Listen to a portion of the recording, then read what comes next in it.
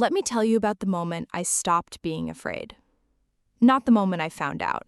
That came first, and it was its own kind of thing. The specific cold of understanding something in a single second that reorganizes every second before it.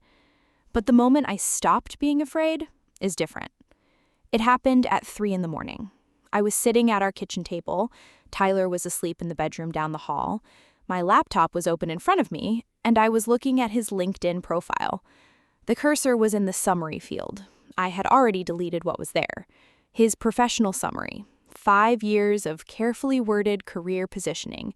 Results-driven sales professional with a proven track record of building client relationships and exceeding quarterly targets. Gone.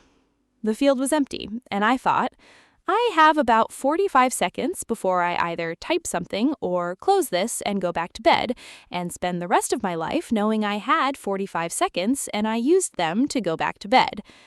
I typed, I saved, I closed the laptop. I went back to bed, and I lay next to my husband in the dark, and I thought about what 73 words, published to his professional network of 412 connections, were going to do to his Monday morning. My name is Megan Hartley. I am 27 years old, and I want to tell you about the Friday night that made me a different person. Not a worse one, a more honest one. My name is Megan Hartley. I am 27 years old.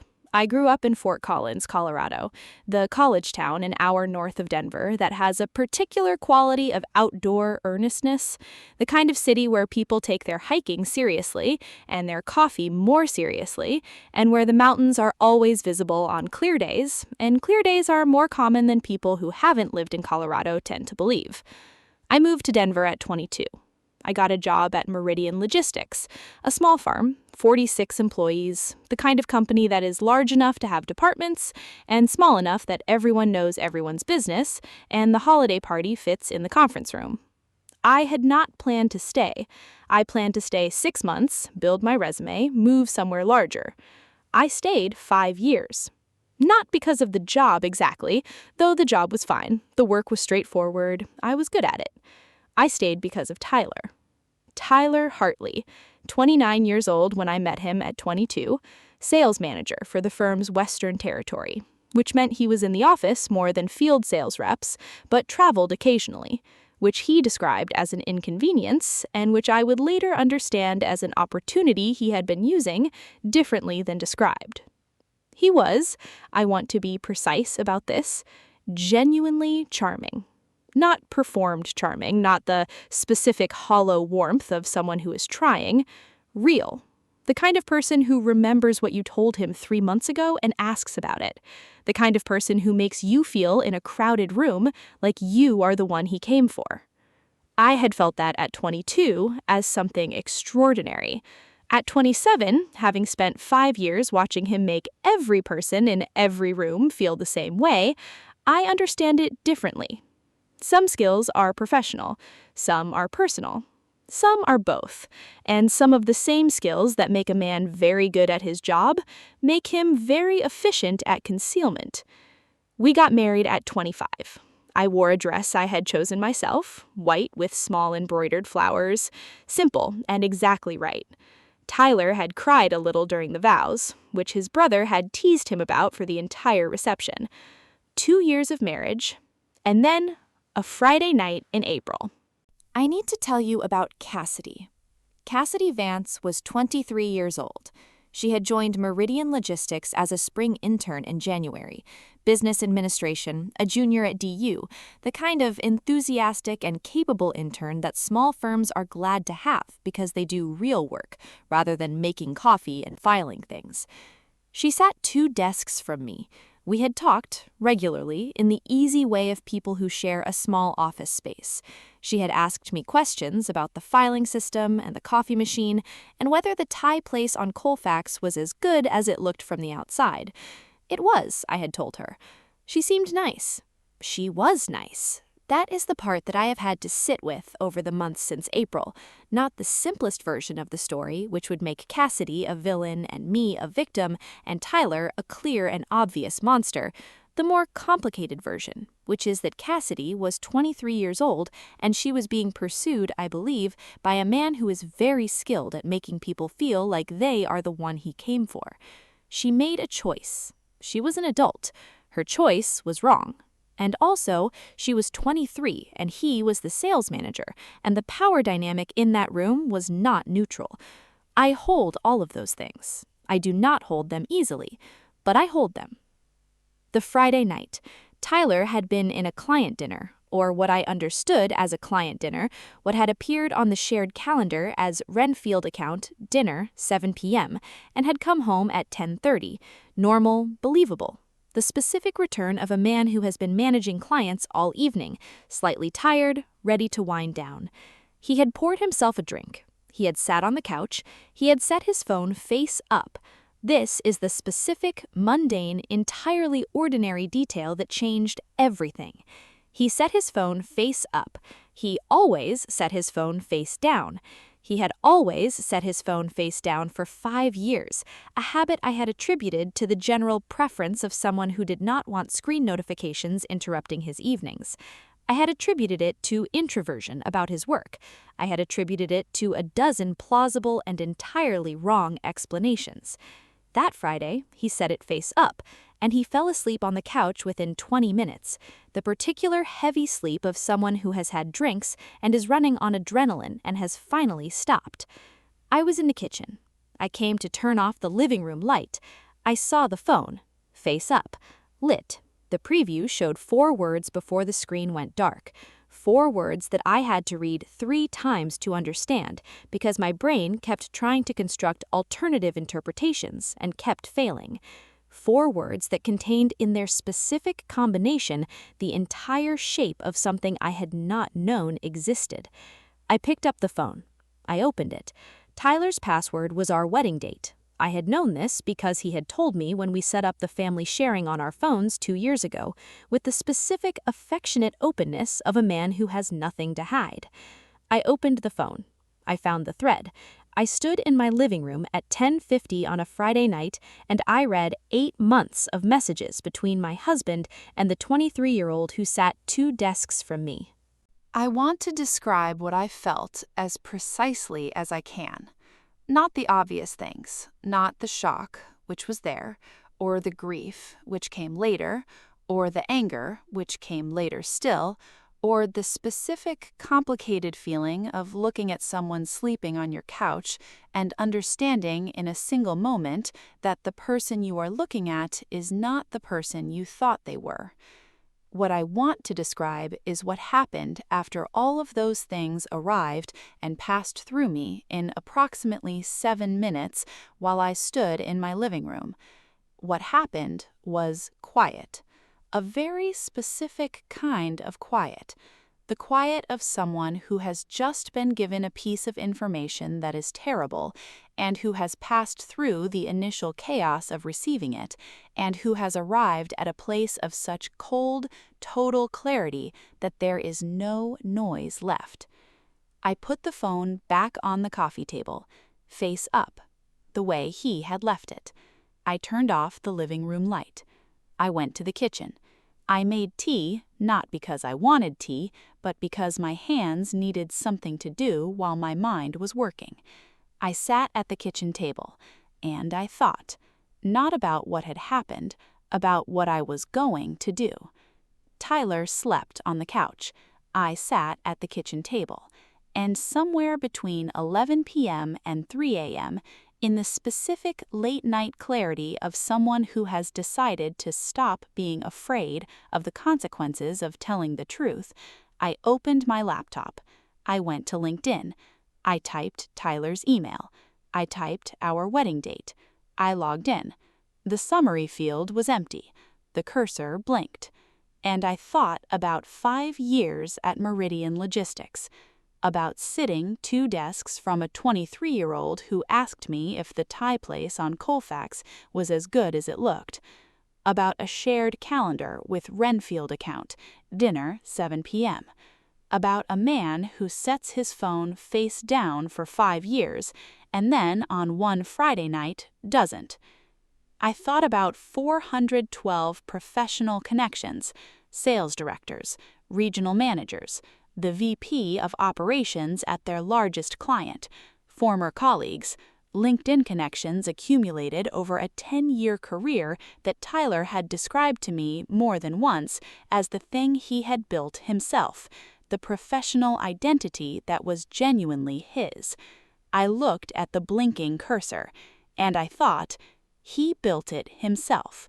That's true, but he built it on a foundation that included me, our apartment, which I paid half of, our stability, which I had provided, our marriage, which I had meant. 412 people were about to find out who he had been building it on top of. I typed 73 words. I saved, I closed the laptop, and I went to bed. Saturday morning. Tyler woke up at 9. He came to the kitchen. He poured coffee. He sat across from me. He looked exactly like himself. This is the part that I keep returning to when I tell this story. How completely normal Saturday morning looked. How he sat across from me with his coffee and his slightly disheveled from the couch hair, and how nothing about him, nothing visible, communicated that anything in our shared life had changed.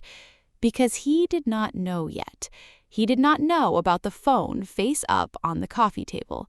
He did not know that I had read the thread. He did not know about the LinkedIn.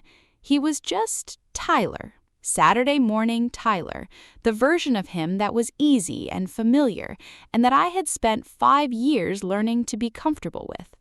I made eggs. We ate.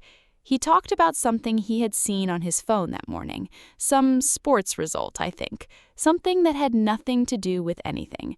I listened. I responded. I was completely normal. I have thought about this since, about the specific performance of Saturday morning normalcy that I delivered, and why. I was not ready to have the conversation. I needed the LinkedIn to land first. I needed, and I say this knowing it sounds cold, and accepting that coldness as part of who I was in those hours, I needed the consequence to arrive before the confrontation. Because if I confronted him first, he would manage it. Tyler is very good at managing things. He would have an explanation ready. He would use his skills, the skills that make him good at sales, that make every person in a room feel like the one he came for, and he would manage the confrontation, and he would find a way to make what I had read into something other than what it was. The LinkedIn would take that option away. By the time I confronted him, 412 people would already know. There would be nothing left to manage. I called my best friend Dara at noon, not to tell her everything, not yet, not on a Saturday while Tyler was in the next room watching something on television, not in the specific fragile holding pattern of those 36 hours between Friday night and Monday morning. I called because I needed to hear a voice I trusted. "Hey," Dara said, "what's up? I just need to talk for a minute, about nothing. Tell me something." She told me about her weekend plans, a hike she was doing Sunday, a dinner on Saturday evening, the specific ordinary update of a friend who does not yet know that anything has happened. I listened to all of it. "Megan," she said at some point, "are you okay?" "I will be," I said. "I'll call you Monday." "Monday?" she said. "Why Monday specifically?" "Because by Monday, something will have happened that I'll need to tell you about." A pause. "Megan?" "I'm okay, I promise. I will explain Monday." I hung up. I went back to the living room. Tyler was watching a game. He looked up when I came in. "Hey," he said, "you want to watch?" "Sure," I said. I sat next to him on the couch, the same couch he had slept on the night before, the same couch where he had set his phone face up. I sat next to him and I watched the game, and I thought about 73 words and 412 people, and I waited. I want to tell you what I wrote, exactly what I wrote, because I have been asked many times since, and I think the words matter, not just what they said, but how I said them, the specific choices I made in the 3 a.m. dark with the cursor blinking. I deleted his professional summary. results-driven sales professional with a proven track record of building client relationships and exceeding quarterly targets in the logistics sector. 8 years of experience in regional sales management, skilled in team leadership, client retention, and territory development. Gone. And in his place, I am Tyler Hartley. For the past 8 months, I have been conducting a relationship with an intern at my company while married to my wife of 2 years. I am skilled at misrepresenting myself to people who trust me. I have done this professionally and personally with equal proficiency. My wife wrote this. She thought you should know. 73 words. I had counted. I had edited it 3 times. The first version was angrier. The second version was colder. The third version, the one I saved, was, I think, precise, not designed to humiliate in a gratuitous way, designed to be exactly as informative as the situation warranted. He had lied to his professional network about who he was. I had corrected the record. Sunday passed. Tyler golfed in the morning. I had brunch with my mother. A planned visit, a visit I kept because canceling would have required an explanation I was not ready to give. My mother asked if everything was okay. I said yes. I was lying, but only about the timing. Everything was going to be okay. I believed that in the specific forward-looking way of someone who has made a decision and is waiting for it to land. Sunday evening, Tyler and I made dinner together. He talked about the week ahead. Meetings, a client call on Tuesday. He did not know yet that Tuesday's calendar was going to look different than expected. I nodded. I asked questions. I passed him the salt. At 10 p.m., I said I was tired and went to bed. Tyler stayed up for another hour.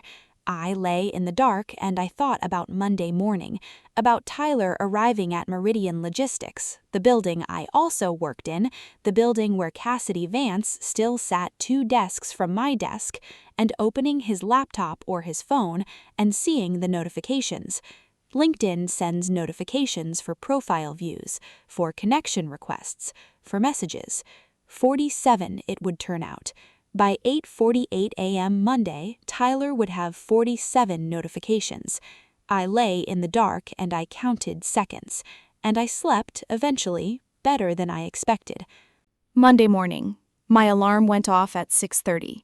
I showered, I dressed, platinum hair pulled back the way I wore it to the office. Neat, professional.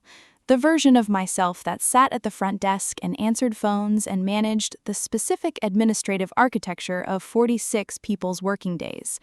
I made coffee. Tyler came down at 7:15. He was dressed for work. He picked up his phone. I watched his face. He looked at the screen. He scrolled. He went very still. He looked up at me, and I picked up my coffee cup and I took a sip, and I looked back at him with the specific, calm composure of someone who has been waiting since 3 a.m. on Saturday morning for this exact moment. "Megan," he said. "Tyler," I said. "What did you—" "I corrected your profile," I said. "It was inaccurate." He stared at me. His phone buzzed in his hand. Again. Again.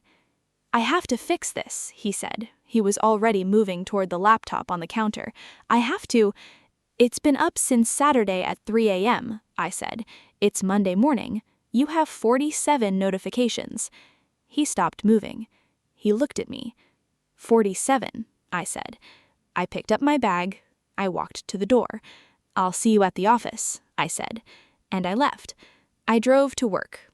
The specific surreal quality of driving a route I had driven 100 times, the same Colfax turn, the same parking structure, the same elevator to the 3rd floor, while knowing that what I was driving toward was not the same office it had been on Friday. I got to my desk at 7:52. I turned on my computer.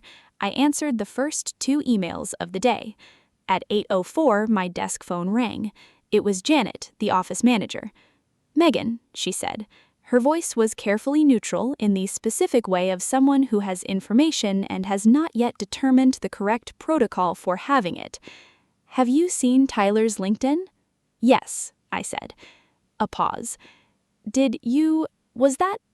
I wrote it, I said. A longer pause. Okay, Janet said. I'm going to need to loop in HR. Of course, I said. I'll be here. I hung up. I answered another email. Tyler arrived at 8:17. I know the exact time because I was watching the door. He came in. He did not look at me. He went directly to his office and closed the door. At 8:35, Sandra from HR knocked on his door. At 9:02, Sandra left his office. At 9:14, she came to my desk. "Megan," she said quietly, "do you have a few minutes?" "Of course," I said. I saved my work. I followed her. The HR meeting was careful. Sandra had been with Meridian for 12 years. She was in her late 40s, the kind of HR professional who had seen most configurations of human workplace drama and approached all of them with the same deliberately neutral professionalism. She asked me what had happened. I told her everything: the phone, face up, Friday night, the 8 months of messages, the LinkedIn. She listened without expression. When she finished, she said, "Megan, I want to separate two things here. The personal situation, your marriage, that's yours, and I'm not going to comment on it. But the LinkedIn profile creates a workplace situation that I need to address. You understand that?" "Yes," I said. "It involves an allegation, true or not, about a relationship between a supervisor and an intern. That requires an investigation regardless of the source." "I understand," I said. "And it's been visible to Tyler's entire professional network since Saturday, including several of our clients." "Yes," I said. She looked at me for a long moment. "Is there anything else I need to know?" she asked. "About the relationship between Tyler and Cassidy?" "Read his phone," I said, "if he gives consent, or compel it through the investigation. Everything you need is there." She nodded. "I'll need you to stay available today. And Megan, I want to make sure you're okay, personally. Do you have support?" I thought about Dara. "Yes," I said. "I'm calling a friend today." Tyler was placed on administrative leave by 11 a.m. This happened quickly, faster than I had expected, which told me that Sandra and the firm's leadership had seen the LinkedIn and had made certain calculations even before the investigation began. A supervisor-intern relationship at a small firm, made public to clients and professional contacts with a statement attributed to the supervisor's wife, was not something Meridian Logistics could quietly manage. The investigation lasted 2 weeks. Tyler did not contest the substance of it. Whether this was because he recognized that the phone records were incontrovertible or because he had made his own calculations about what a contested investigation would look like, I cannot say. He was terminated on the 15th of May. The specific language, as conveyed to me through the grapevine of a 46-person firm, which is a very efficient information system, was conduct unbecoming and violation of the workplace relationship policy. Cassidy's internship ended the same week. Not terminated, her internship term ended at the end of April, the previously scheduled completion date. She did not return for the summer extension that had been discussed in February. I do not know what happened to Cassidy after. I think about her sometimes, not with anger, with the specific, complicated feeling I described earlier, of a situation that does not resolve into clean categories of villain and victim. She was young. She made a choice. And she also may have been pursued by a man who is very skilled at making people feel chosen. I hold all of it. The LinkedIn profile. I should tell you what happened to it. Tyler changed it, of course, within hours of arriving at the office Monday morning. The summary was gone, replaced with something anodyne and placeholder. He had changed the password on Monday morning. But LinkedIn operates, like most platforms, on a cache system. Screenshots circulate. And in the specific ecosystem of a professional network, a screenshot of something that has been live since Saturday at 3 a.m. has already been seen, saved, forwarded, and discussed in ways that a Monday morning removal cannot undo. 412 connections had received a notification that Tyler Hartley had updated his profile. Of those, many had clicked. Of those who clicked, most had read the summary before it was changed. And the specific person who mattered most, the VP of operations at Meridian's largest client, a man named Douglas Reeves, who had a professional relationship with Tyler dating back 6 years, had seen it. Douglas Reeves had called Meridian's CEO directly on Monday morning. I know this because Janet told me, 3 weeks after Tyler was terminated, in the specific, careful way that office information sometimes surfaces between people who have known each other for years. Douglas called Bill directly, Janet said. Bill said it was the most uncomfortable phone call he'd had in 20 years of running this company. What did Douglas say? I asked. He said, Janet said carefully, he wanted to know if the profile was accurate before he made any decisions about the account. And Bill told him it was under investigation and that Tyler had been placed on leave. And the account? Janet looked at me. Douglas is staying with us, she said. He said, and these are his exact words, Bill told me, he said he appreciated knowing. He appreciated knowing. I thought about that. 412 connections. One of them, specifically, had appreciated knowing.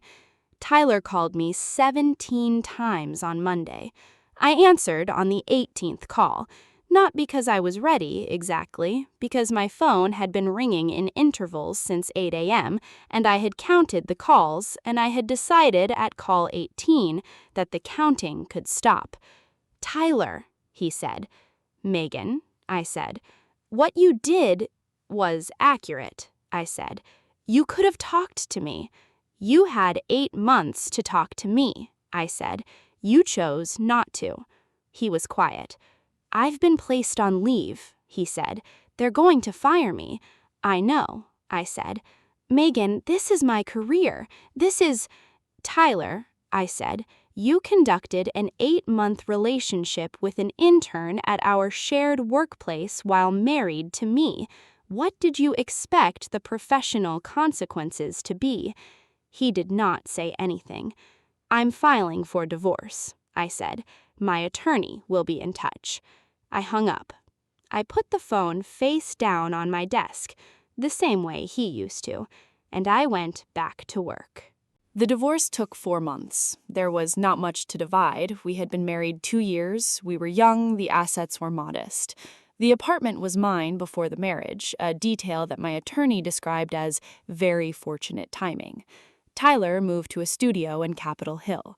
He hired an attorney who sent several letters suggesting that my alteration of his LinkedIn profile constituted defamation and tortious interference with his employment. My attorney responded to each letter with the same position. The summary was accurate. Tyler had not contested its accuracy in the termination proceedings, and a true statement is not defamation. The letters stopped after the third one. Tyler did not sue. His attorney had presumably explained to him that a defamation suit would require him to argue in open court that the summary was false, and that opening that argument would require examining exactly what the summary said, which would require examining exactly what he did. Some calculations are straightforward. He did not sue. The divorce finalized in September. I stayed at Meridian. Not because I had no other options. I had begun looking, quietly, in the weeks after Tyler was placed on leave, because the specific architecture of working in a 46-person firm where your personal life had become the subject of HR investigation was not sustainable long-term. I stayed because leaving felt to me like the wrong conclusion to draw. I had not done anything wrong.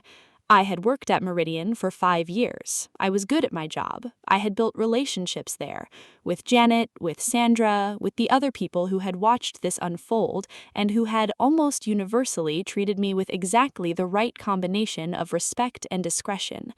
I was not going to leave my job because my husband had made it complicated. I did take a month's leave in June. Dara and I drove to New Mexico. Not a plan, just a direction. We drove south and stopped when we felt like stopping and ate at places we found by looking out the window rather than at our phones. I needed, more than anything, to be somewhere that was not Denver. Not because Denver had done anything wrong, but because I needed to understand who I was outside of the specific geography of the past 2 years before I decided where I was going. New Mexico helped. The light there is different. I came back to Denver knowing something I had not known when I left. I was going to be fine. Not immediately, but in the patient accumulating way that fine actually arrives. Tyler applied to 11 positions over the following 6 months. I know this not because I was tracking him, I was not, but because the logistics industry in Denver is smaller than it looks from the outside, and information moves through it in the specific way that information moves through any professional community where people have been to the same conferences and know each other's names. Sandra told me once that she had received a reference request for Tyler. I gave a professional reference, she said carefully. Accurate. No comment on the circumstances of his departure. I said, "What did they ask?" Sandra said, "Whether I would rehire him." I said, "What did you say?" She looked at me. She said, "I said I would not," which is also accurate.